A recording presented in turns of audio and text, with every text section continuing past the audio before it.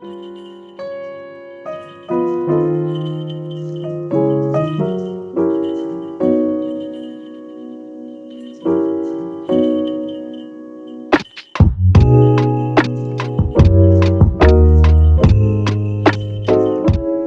there's 11 days till Christmas, and that means pretty soon we'll all be opening up our gifts with our families and our friends. And one of the coolest things about Christmas, I think, is the gifts. I think it's always fun to get the things that you want or the things that you need, and I think even more so, it's fun to just give people gifts, just for the sake of giving them a gift. And as my kids get a little older, they're 5, 3, and almost 1, I finally understand what my mom was saying growing up. I remember asking her, "Hey mom, what do you want for Christmas?" And she'd always say, "I just want to see you guys happy." And it's like, first of all, that's a cop out answer. Second of all, I still have to buy you something. So like, help me out here. But I finally get it. I get what she's saying. The coolest part about Christmas, one of the coolest parts about Christmas for me, is seeing the look on my children's faces as they open up gifts that they wanted for a long time. Giving gifts is just, it's something special that everybody enjoys every year. The most expensive gift that I've ever gotten for somebody was about $1,200, and that's an engagement ring. I proposed to my wife about 9 years ago on Christmas time, and she had no idea it was coming. I remember I took her to the mall about a week before Christmas, a week before I was going to propose. And I remember being at the mall. We went to this little jewelry shop, and I remember telling her as we're looking at rings, someday I'm going to put a ring on your finger. Someday we're going to get married. And yeah, someday I'll do all that. And little did she know that I had a ring already, and I've had it for about 2 months. And it stayed on my nightstand. And I fell asleep every night looking at it, just thinking about what was to come. She had no idea. So a few years prior to that, before that, she got me what's called an adventure book, and she got the idea from the movie Up, the Pixar movie with the balloon in the house. Anyways, she got this idea, and basically the adventure book, it's a book that she had filled up with pictures of us dating, and as we were to go on in our marriage and our relationship, we were to continue putting more and more pictures in it. Pictures of us having kids, pictures of our wedding day, pictures of us going on vacation, whatever it is. And I remember at one of those pages of the adventure book, I wrote in really fancy writing, "Will you marry me?" And I put the ring inside the book. And I remember we were looking at it at Christmas time, and she finally opened it up to the end, and there it was, "Will you marry me?" Of course, she said yes, and the rest is history.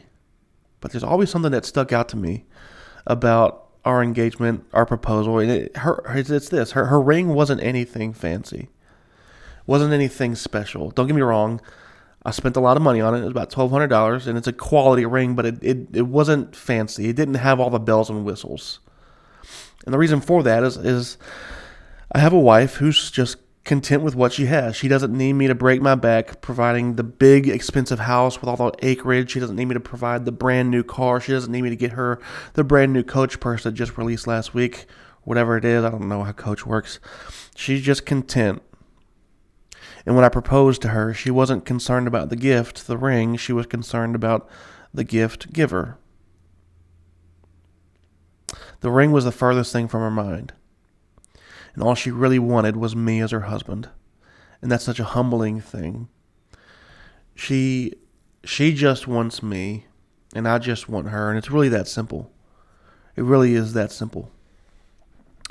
There's a portion in Scripture where the wise men are coming to bring gifts to Jesus, and the gifts that they bring are gold, frankincense, and myrrh. And there's actually a lot of symbolism behind these gifts. For example, gold was a sign of wealth and royalty. So, of course, you have the king, the Messiah who's here. Of course, it makes sense to bring him gold. Frankincense was an incense that they used during worship in the temple. And so, of course, it makes sense to bring baby Jesus frankincense. But what I find interesting is they brought, this little tiny baby Jesus. They brought him this frankincense, but they've been burning frankincense to him for hundreds, thousands of years. So it wasn't anything new. But they brought him frankincense. And the last thing they brought him was myrrh. And myrrh was used to embalm and anoint bodies, pointing to Jesus' coming suffering and death. So that pointed to his coming, suffering and death that he was someday going to partake in. But here's what's interesting about all this. Jesus didn't need any of that. Jesus didn't need gold, frankincense, or myrrh. He's a baby. What is he going to do with any of that? Matter of fact, Jesus doesn't need any of our gifts. He doesn't need any of them. There's nothing that we can give to God that isn't his already. He created us. He created the world. He created it all. It all belongs to him at the end of the day. Our praise belongs to him. Our money belongs to him. Our time belongs to him. Our work belongs to him. It's already his, whether we give it to him or not. It's already his. He doesn't gain anything when we give him gifts. Because Jesus doesn't want gifts. He doesn't want the gifts. He wants the giver. He wants you. He wants me. He wants our hearts. And when he has our hearts, giving him gifts will come naturally. Jesus is content with just us. And sometimes when we begin to ponder this, we don't even believe it ourselves. It's like, I'm not good enough. Why would Jesus want me? Why, nobody wants just me. They want what I can provide for them. They want this, that, or the other. Like that. Why would Jesus just want me? Why would he? It just doesn't make sense. In a relationship that doesn't depend at all on what we can provide, it's a foreign concept. And a lot of people, myself included sometimes, a lot of people, we just have a tough time grasping this. But Jesus isn't concerned about the gift. He's concerned about the giver. On the flip side, we, on the other hand, spend far too much time focused on the gifts. And we spend far too little time, if any, focused on the giver. We worship God because of what he can do for us. And the second that those gifts stop coming is the second that we begin to question the giver. I mean, think to yourself, if Jesus didn't benefit you in any way, would you still follow him? If Jesus didn't benefit you in any way, would you still follow him? That's a tough question to ask because it's a mirror. And it forces us to look at ourselves and ask a tough question about our faith. Are we in it because we love Jesus, or are we in it because we gain something from him? Would you still follow Jesus if you didn't get that emotional high that you get during worship? When the lights are off and the music's up loud, would you still follow Jesus then? Would you still follow Jesus if you didn't get the job promotion you've been praying for? Would you still follow Jesus if he called you to do something that you don't really want to do? On the flip side, would you follow Jesus if he called you to abstain from something that you really want to do? Would you still follow Jesus if it meant that your friends and family abandoned you because of it?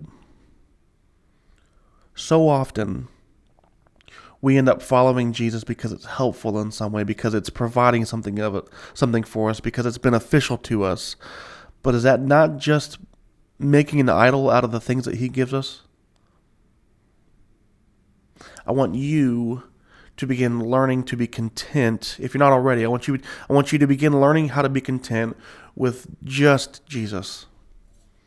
Yes, Jesus provides for us. Yes, Jesus takes care of us. He's a great benefit for us, greater benefit than any of us could possibly imagine. But if you take all that away and you just look at the man Jesus, would you still follow him? Would you still follow him? I'm reminded of the apostles who had every reason to stop following him, but they did it anyways. Jesus doesn't want the gifts. He just wants the giver. Tight lines.